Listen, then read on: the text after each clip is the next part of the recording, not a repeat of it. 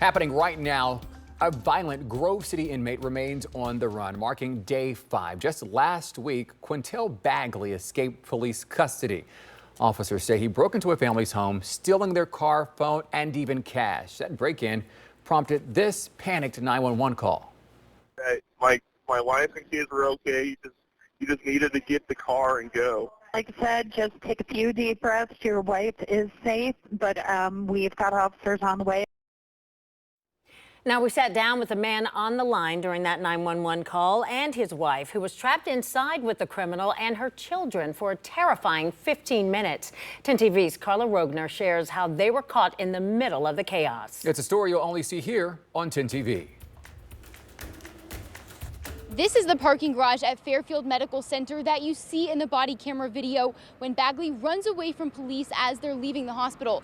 Police say that Bagley then ran across the street into the neighborhood where he stole a car to continue his escape. He came in through the window in this bedroom.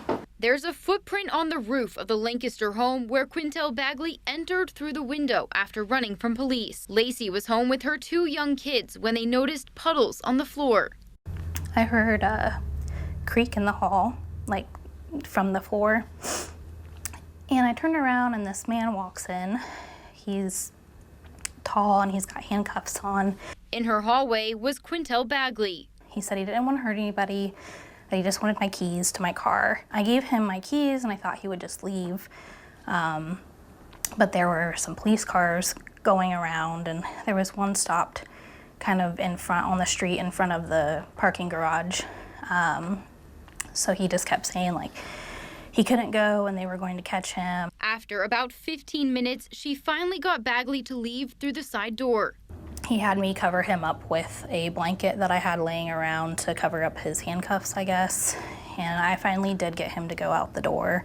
As soon as he walked out, I shut and locked it, deadbolted it. He took Lacey's phone and $1,200 in cash and made a phone call to her husband, Brandon. I was like, what in the world's going on? And then I asked, where's my wife? Where's my kids? Are they okay? And he said, they're okay. The family later learned about Bagley's violent history. I replay it a lot in my head over and over every day, unfortunately. And I just think about like what could have happened. Police found Lacey's car later that day in the parking lot of a Groveport apartment complex, but there was no sign of Bagley. Scary Very situation. scary. Yeah.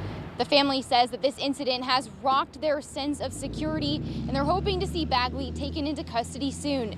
In Lancaster, Carla Rogner, 10 TV News.